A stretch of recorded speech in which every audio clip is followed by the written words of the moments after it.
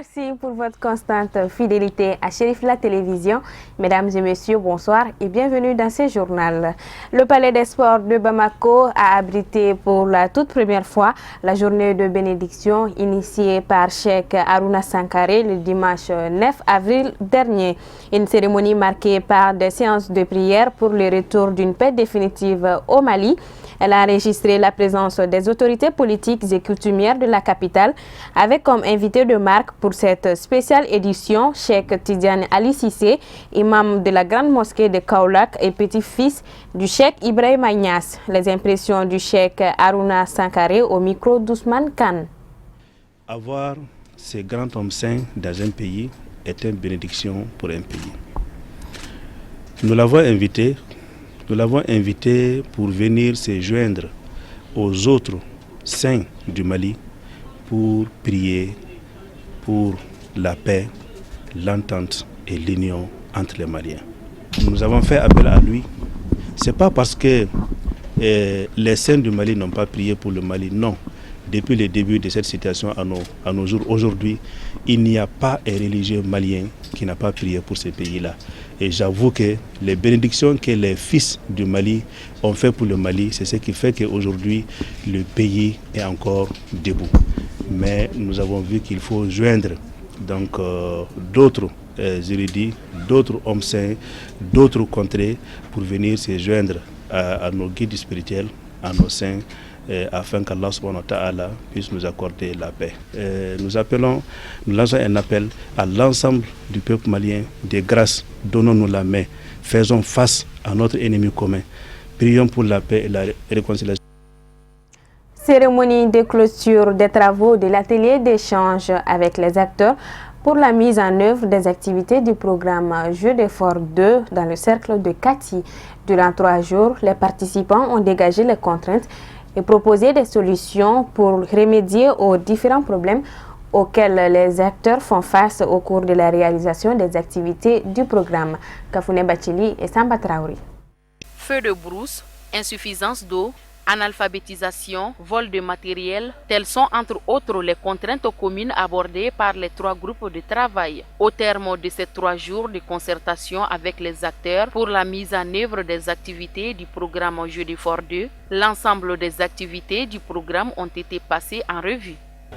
Nous avons voulu la rencontre de 3 jours pour mieux échanger pour la mise en œuvre des activités du programme. Vous savez qu'avec la dernière élection communale, il y a eu assez de changements. Il y a aussi dans le cadre de l'imitation du service des eaux et forêts, il y a eu aussi des changements qui ne sont pas au parfum des choses. Quelles sont nos contraintes? Et ensemble, nous avons dégagé aussi des solutions par rapport à ces contraintes-là. Le programme Jeux d'effort, c'est un programme cofinancé par la Suède et l'État du Mali. Le programme mène prioritairement les objectifs de gestion forestière. Donc nous sommes dans le cadre de la gestion rationnelle des ressources forestières et fauniques. Nous menons des activités alternatives pour réduire la pression sur les ressources forestières et fauniques. Donc nous menons des activités de maraîchage, les vergers, et la transformation des produits forestiers non ligneux, notamment le karité en beurre amélioré et les dérivés du beurre. Nous sommes dans ces activités, l'apiculture, l'aviculture. Ce programme a initié des activités au bénéfice des populations pour leur permettre de préserver les ressources forestières et d'assurer leur autonomie financière avec des revenus tirés des périmètres maraîchers, de la transformation des produits agricoles et de la cueillette, de la volaille, de l'apiculture. On était là dans le cadre d'une rencontre de 3 jours. 3 jours pendant lesquels on a pu échanger au programme Jeux d'effort, qui est un programme de gestion des ressources naturelles. Parce que comme vous le savez, tout le monde est conscient du changement climatique. Donc il nous appartient tous de donner un contenu à ce projet pour qu'on puisse freiner ce changement climatique. Aussi, à côté de ce projet, il y a des aspects de lutte contre la pauvreté. L'objectif principal du programme est de contribuer à la gestion décentralisée des ressources forestières et à l'augmentation des revenus des populations rurales défavorisées. Pour son énième numéro, la Maison de la Presse de Bamako a abrité ce jeudi 13 avril le Forum de la Presse, édition spéciale ayant comme invité le président de la Commission Vérité, Justice et Réconciliation, M. Ousmane Oumarou Sidibé, Amadou Kamara et Seydou Niari. Initié par la Maison de la Presse de Bamako, ce forum de la presse est une tribune pour les hommes des médias d'inviter les autorités sur les sujets brûlants de l'ère.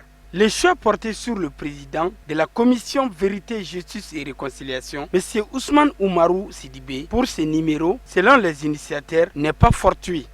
Si vous avez suivi, le gouvernement qui vient d'être mis en place a même mis en place un département carrément consacré à la réconciliation. Donc, et la CVJR qui a une mission carrément dédiée à cela doit dire ce qui se passe sur le terrain. Donc c'est pour ça que la Maison de la Presse a invité le président de la commission Vérité, Justice et Réconciliation vraiment pour que les journalistes soient édifiés sur qu'est-ce qui se fait, qu'est-ce qui va se faire et ensuite à quoi nous devons nous attendre. Parce que si vous avez suivi les enjeux au Mali dans les 10 ans à venir, se situent au niveau de la justice, de la réconciliation, du vivre ensemble. Donc il est important qu'on sache à la limite au quotidien qu'est-ce qui se passe au niveau de la CVJR, est-ce que la réconciliation est en marche et comment nous devons préparer le vivre ensemble. En raison de l'importance et du rôle prépondérant de son institution dans l'apaisement et la stabilité du pays, l'invité du jour a expliqué le contenu de son mandat et les actions réalisées dans la mise en œuvre de la paix et de la réconciliation au Mali. Mais les acquis sont extrêmement importants. Les acquis, c'est d'abord la confiance que nous portent les victimes. Les acquis, c'est le fait qu'à la date d'aujourd'hui, il y a plus de 3000 dépositions de victimes au niveau de nos antennes régionales. Je crois qu'il y a les acquis, c'est le partenariat que nous venons d'établir avec les organisations de défense des droits de l'homme et nous allons en faire bientôt avec les organisations de victimes. Donc par rapport à l'étape où nous sommes, je crois que les acquis sont réels, palpables et vraiment importants. Cette rencontre périodique entre les acteurs de la vie sociale et les hommes des médias entre dans le cadre du raffermissement des relations presse et pouvoir public. Ouverture du Salon de la formation professionnelle et de l'emploi du Mali, SAFEP 2017. La 4e édition a pour thème offre d'apprentissage des métiers, de formation professionnelle et d'emploi, accès équitable pour une meilleure orientation de tous, une contribution à la croissance économique et au développement durable. Ousmane Sogouri. Cette manifestation novatrice et cadre d'échange permettra de créer une nouvelle vision aux entrepreneurs et demandeurs d'emploi tout en offrant aux entreprises la possibilité de se positionner. Le Salon de la formation professionnelle et de l'emploi SAFEP a été initié en 2013 par l'agence de communication natou.com. Monsieur le chef de cabinet, honorables invités, mesdames et messieurs, chers participants, nous vous remercions d'avoir honoré de votre présence à cette cérémonie d'ouverture de la 4e édition du Salon de l'emploi et de la formation professionnelle, communément appelé SAFEP 2017. Ce salon offre un espace approprié de rencontre, d'information et de communication entre tous les acteurs, y compris les agences de recrutement. À cet effet, il est le lieu où nous discutons et formulons nos propositions en matière de politique de la formation continue, et aussi les cadres de rencontres conviviales, d'offres d'opportunités et de mise en relation des employeurs avec les demandeurs d'emploi. Oui, Technolab s'inscrit parfaitement dans la même logique que vous, l'adéquation formation-emploi. En effet, Technolab ISTA dispose à ce jour un enseignement varié, ingénierie d'éthique, finance, gestion, management marketing, recherche et développement, communication, en DUT jusqu'au master. En plus de la formation, nous avons en notre sein un service entièrement tourné vers les stages, le suivi, l'insertion professionnelle. Espace de rencontre, du donner et de recevoir entre les professionnels et le monde juvénile, cette 4e édition avec comme thème offre d'apprentissage des métiers, de formation professionnelle et d'emploi, accès équitable pour une meilleure orientation de tous, pour une contribution à la croissance économique et au développement durable est placé sous le parrainage du ministre de l'Emploi et de la Formation professionnelle. Je suis très heureux ce matin de parler au nom du tout nouveau ministre de l'Emploi et de la Formation professionnelle. Il s'agit de son Excellence M. Ben Katra, qui m'a fait l'honneur de venir présider en son nom. Et il m'a même chargé de vous dire ceci, qu'il ne serait pas là ce matin, mais il va tout faire pour présider la cérémonie de clôture.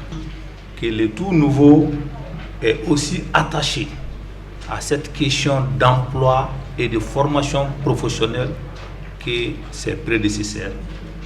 Donc ça prouve encore une fois que la continuité de l'action gouvernementale n'aura pas une rupture avec le tout nouveau ministre. Je vous donne cette certitude.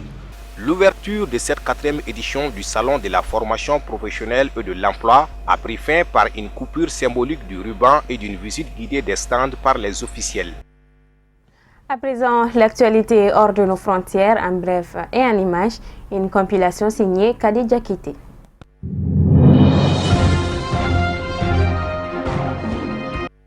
À Paris, le président français s'est entretenu mercredi à l'Élysée avec son homologue mauritanien Mohamed Ould Abdelaziz en visite en France. La question de la sécurité dans le Sahel était au cœur de cet entretien qui vient après une période de froid entre la France et la Mauritanie. La Mauritanie, dont le président s'est engagé à ne pas briguer un 3e mandat, fait aussi bonne figure au niveau de la lutte anti-djihadiste au Sahel et sa politique de prévention contre le terrorisme lui a valu les félicitations de l'Élysée. Le talent de persuasion du président mauritanien qui a permis le départ de Yaya Jammeh et une solution politique en Gambie a également été salué. Après une série de rendez-vous manqués avec la France pendant 3 ans, cette visite participe au réchauffement des relations initiées par la visite le 6 avril dernier de Jean-Marc Ayrault en Mauritanie. Selon un communiqué de l'Élysée, à l'issue de l'entretien de mercredi, la France confirme la volonté de soutenir les projets régionaux portés par les pays du G5 Sahel en matière de développement comme de sécurité. François Hollande, à quelques semaines de la fin de son mandat, espère laisser derrière lui une politique sécuritaire en marche qui sera conduite par les pays du Sahel eux-mêmes à l'avenir.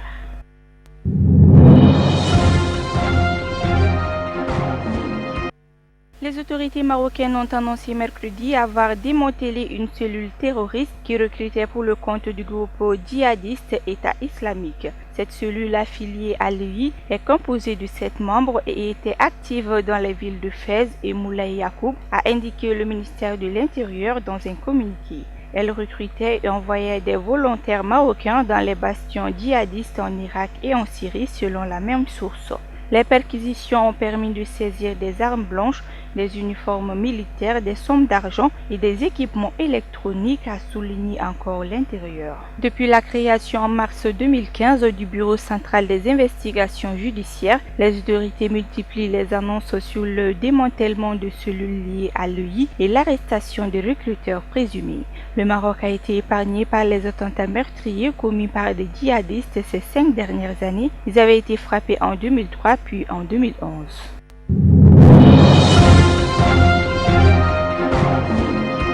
Enseignants et agents de l'Université publique du Congo ont entamé mercredi 3 journées université mortes, notamment pour des revendications salariales selon un communiqué publié par leur intersyndicale. Les syndicats dénoncent notamment le décalage de date de paiement des salaires des agents de l'université avec ceux de la fonction publique et le retard dans l'exécution du budget de fonctionnement de l'université qui s'élève officiellement à 900 millions de francs CFA par trimestre. En outre, le personnel enseignant déplore le non-paiement des heures complémentaires au-delà des heures statutaires des cours et le personnel non enseignant réclame le paiement des heures supplémentaires effectuées notamment pendant la surveillance des examens.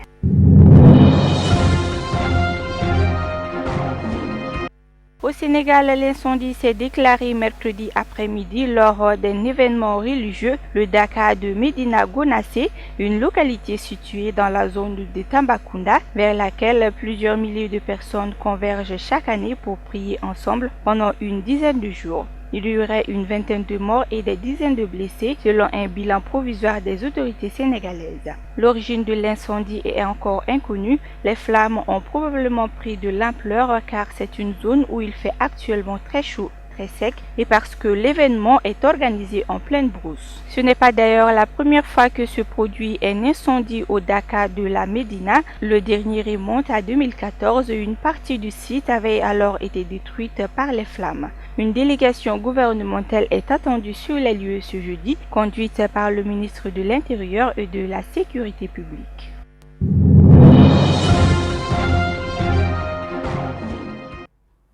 Voilà, c'est ce qui met fin à cette édition. Merci de l'avoir suivi. Le programme continue sur Cherif La Télévision.